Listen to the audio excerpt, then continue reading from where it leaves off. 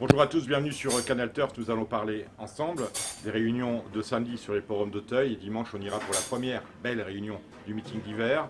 Cela à l'occasion notamment du prix de Bretagne, c'est votre quintet, c'est la 7e course. Direction Auteuil ce samedi avec un terrain qui sera normalement archi lourd. Il a fait certes plutôt bon en région parisienne vendredi, mais on annonce de l'eau dès samedi, donc ça va être assez compliqué. Donc un quintet, je vous le disais, ouvert, il y a du monde, ils sont 18 au départ, 3900 mètres sur les haies, avec presque un penalty. C'est bizarre de parler ainsi de ce 10 Square Beaujon. Ce Square Beaujon, il est remarquablement placé à ce niveau-là, mais on notera qu'à son âge, il n'a encore jamais gagné une course. C'est sans doute, comme le dit son entraîneur David Winriff, le Méden le plus célèbre de France. En tout cas, le 10 devrait faire l'arrivée. Avec qui l'associe-t-on? Le 10, il va y avoir une cote déjà. Vous allez reprendre le 13, Oxoto, qui vient de très bien faire à 2 reprises sur le steeplechase. Le retour en haie ne le dérangera pas, la distance non plus. On prend. On prend également le 16, Nikos, qui a terminé justement à la 6e place d'un steeplechase derrière Oxoto. On prend également. Et en bas de tableau, nous rachèterons le numéro, si je le retrouve, le numéro 16, Kamikaze. Kamikaze, qui lui était très chuchoté à Auteuil en dernier lieu. Il devrait se réhabiliter. Nikos, c'est le numéro 15. Voilà pour le bas du tableau. Ce que j'aime également lorsque je vais dans le haut du tableau, dans ce terrain-là, je vais racheter absolument Achour, c'est le numéro 1. Il est capable de prendre une place dans le quintet à très belle cote. On fait très attention à Solo Desbrières, qui a réussi de brillants débuts sur l'hippodrome d'Auteuil il y a de ça 15 jours. Il devrait les confirmer. On retient également Orange Run, qui vient de faire sa rentrée 6e d'un récent quintet. C'est une chance. Et on prend bien évidemment le 11 Tom Nix. Avec tout cela, vous avez de quoi faire un quintet combiné qui peut rapporter quelques argent, mais n'oubliez pas de mettre une pièce sur le 10 Square Beaujon. Il y a une belle course sur l'hipporome d'Auteuil, c'est le prix Léon Olry Roderer. C'est l'une des plus belles courses de haie du programme automnal, 4300 mètres à parcourir, les meilleurs hurdlers du moment. Parmi eux, malheureusement, Blue Dragon, je ne sais que vous dire à son sujet. On se souvient que la dernière fois, sur une distance un peu plus longue, il s'était complètement presque asphyxié. Il avait été beaucoup trop rapide sur le parcours. Il devrait ici éventuellement se réhabiliter. Il découvre un nouveau jockey, James Reveley étant sur la touche. Ce sera cette fois Jonathan Plouganou. Alors pourquoi pas?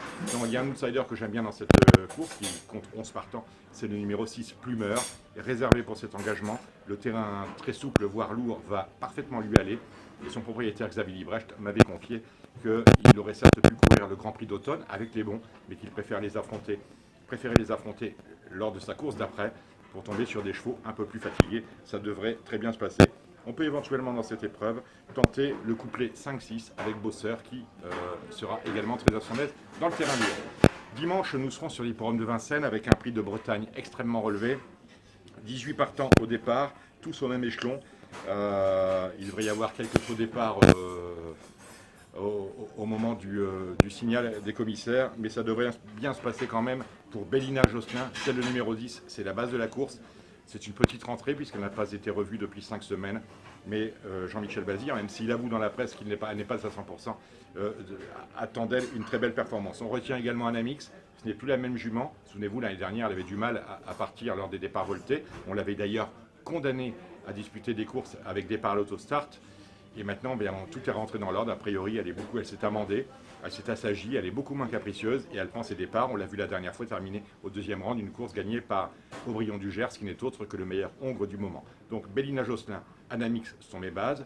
Amiral Sacha fait sa rentrée, mais il est toujours très tranchant lorsqu'il est frais comme il se le sera. La distance est un poil longue, mais il peut prendre une place. On retient Thiego Détang en fin de combinaison, parce qu'il ne va pas s'intéresser à la course, mais il va finir 5, 6, 7. Espérons qu'il est capable de se classer 5e à la cote de 40 contre 1. Burt Parker, j'adore ce cheval, vous le savez. Le problème, c'est qu'on retrouve Vincennes. Il vient de signer une très brillante performance, souvenez-vous, à Agen, où il avait battu Timoko. Il avait été déclassé et pris la 2e place. Il faut en faire cas. Lionel, c'est une rentrée, on regarde courir. Propulsion, c'est la vedette américaine de la course. Première course à Vincennes. Sa 15e course en Europe. C'est un cheval extrêmement estimé qu'on devrait retrouver au départ du Prix d'Amérique fin janvier. Ce sont ses débuts à Vincennes, je vous le disais.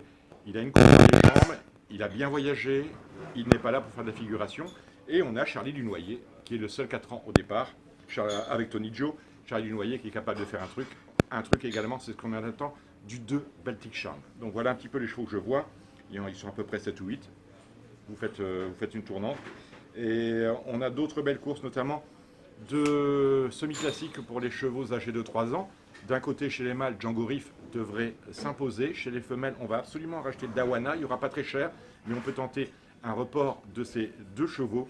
Et j'ai vu aussi que Jean-Michel Bazir, dans toute la réunion de Vincennes, était particulièrement bien armé. Alors n'oubliez pas, Bélina Josselin, c'est Jean-Michel Bazir. Et les 2 à l'air qui courent les semi-classiques pour poulains et pouliches sont capables de s'illustrer.